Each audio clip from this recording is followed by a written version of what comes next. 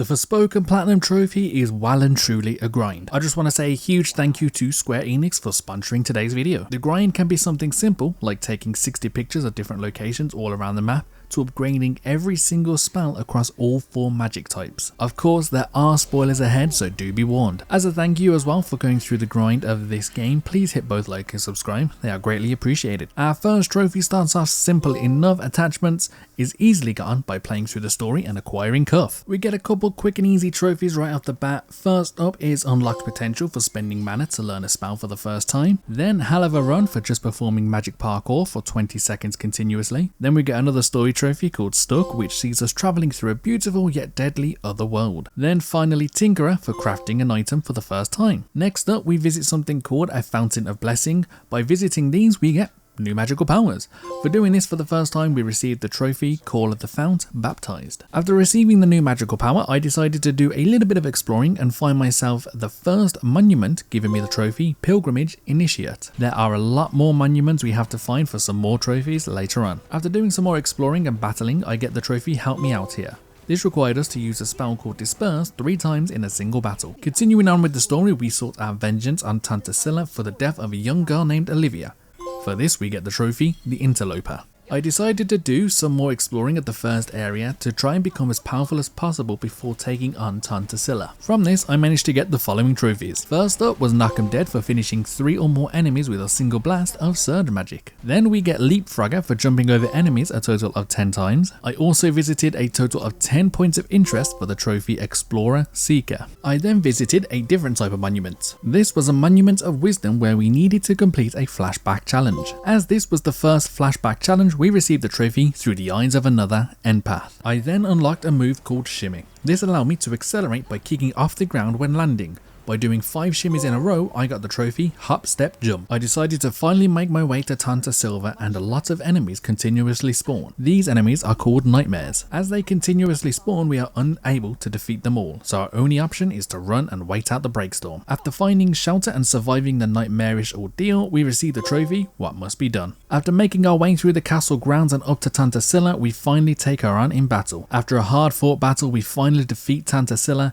and receive the trophy Might and Main. We are now back in Sepal and Break Zombies have made their way into the grounds. We watch as civilians turn from human to the Break Zombies, and due to this we are injured. Johidi informs us that the only possible way to stop the attack is by defeating all the Tantas. However, this is not something Frey wants to do and she doesn't want to keep killing. After a short cutscene, we receive the trophy Damned If You Do. It's time to take a break from the story now and do some more exploring. These are the trophies that I received. First up is Outdoors Person for setting up a camp. We then perform a total of 30 killer blows, giving us the trophy No Mercy. We visited 50 points of interest for the trophy Explorer Pathfinder. Due to running everywhere, we also got the trophy Endless Runner for traveling a total of 100 kilometers using magic parkour. I then continued on with the story. We are approached by some enemies and are informed that we have been summoned by Tanta Prav. After this short cutscene, we receive the trophy The Hue of Blue. As Tanta Prav is the Tanta of Justice, she immediately tells us we are guilty and are sentenced to death. We claim a mistrial and are sent to do some trials. After completing the trials, we battle Tanta Prav and defeat her quite easily. We receive her magic and the trophy The Truth Will Out. From Tanta Prav, we find out who our mother is, but unfortunately we do not have the time for this as Robian, someone who we saved from the break earlier on in the story, has now passed. After this cutscene, we receive the trophy Breaking Point. I continue straight on with the story and we are immediately taken by the next Tanta, Tanta Olas. She is able to manipulate reality and she puts us in New York. However, Cuff manages to get through to us and reality starts to break. After beating Olas's enemies, we receive the trophy None the Wiser. Prepare now for a breakdown of the story for the next part. There are a lot of spoilers, so do be warned. We go through Tantasilla's castle and it turns out that she is already dead. We try to take her brains, however, we are unable to. Turns out Cuff has been the bad guy all along. The Tantas, including our mother Tanta Cinta, all had a bracelet which trapped Cuff from destroying the world. This unfortunately, however, turned all the Tantas mad, which is why they ended up doing everything that they did. As we collected the bracelets, this then made Cuff whole again. Cuff begins to attack, but we are unable to attack back. As we make our escape, the dragon that we fought against in the beginning saves us and sends us through a portal. We are met by the Tantas who give us the backstory of everything that has happened and why Athia is the way it is. We also discovered that the dragon that attacked us and also saved us later on was our mother. As we go through the flashbacks, we also start to get our own powers back. As we are the child of Tanta Cinta, we had the power inside of us. It was locked off from us as we had been sent to New York and nobody could have raised us to teach us the power. With our powers back, we are ready to take on Cuff. We jump onto the Dragon Mother's back and go through the portal to take him on. After this, we receive the trophy Forspoken. While taking on Cuff, we face on some enemies that have spawned in. We receive the trophy from every angle for using all 4 types of Tanta magic in a single battle. Eventually, we beat Cuff and peace is restored to Sipal. However, the world of Athia is still not free from the break. After a short cutscene though, we receive the trophy Awakening. Also, Cuff is now back on our arm and trapping him is the only way to beat him. Now that the story is done, the true grind begins, and when I say grind, I mean grind. There is a lot of stuff for us to collect. We first do all the cat detours in Sipal to get all the puppets. We trade these puppets in for items. As we traded all the puppets for all the available items, we received the trophy A Roaring Trade. After helping out several people in Sipal, we also get the trophy Rebirth. The next trophy is the second hardest trophy in the game personally. It's called Moves and it requires us to earn the praise of Pilo with our dancing. For the dancing, we basically had to press the correct button when it showed up, but it kept speeding up to the point where you basically had to press the button within half a second, otherwise you lost.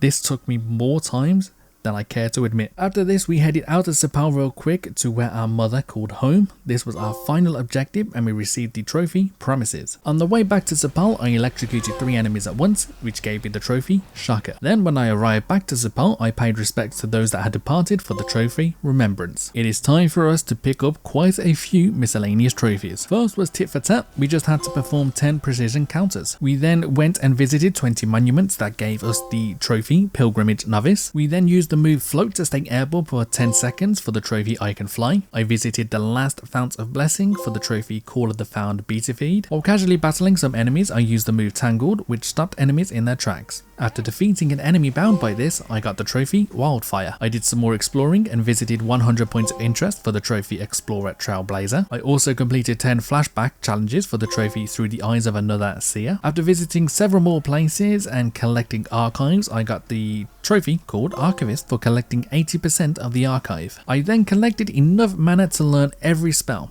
This gave me 2 trophies, one called Realize Potential and the other called Paragon. Continuing on visiting more monuments now, I visited a total of 50 for the trophy Pilgrimage Adept. Soon after this, I completed all of the flashback challenges for the trophy Through the Eyes of Another Visionary. Next up was the trophy called Happy Snapper. This needed us to show all the pictures that we had taken across the world of Athia to the children of Sipal. The next trophy is called Craftsperson. This needed us to craft a healing item and 2 of Frey's equipment. Another combat trophy now, and this was for hiding for 10 seconds using a spell. This got us the trophy Barely There. We then receive another collectible trophy, and that is Cat Person for befriending all of Tanta's familiars. We are now down to our last 4 trophies, one of which is the Platinum. We get 2 of them at the same time. First up is Abominizer. There are 4 abominations across the map.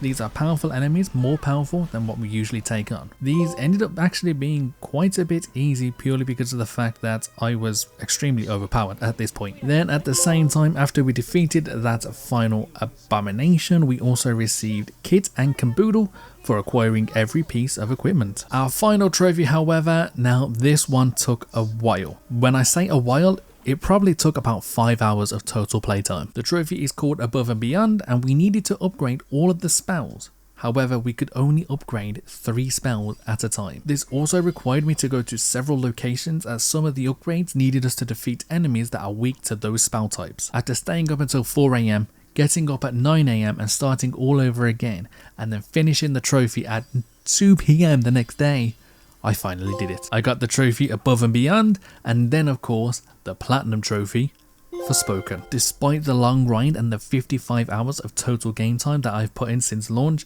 I managed to get this Platinum in just over 5 days. This game is really enjoyable, even more so when you unlock more magic later on.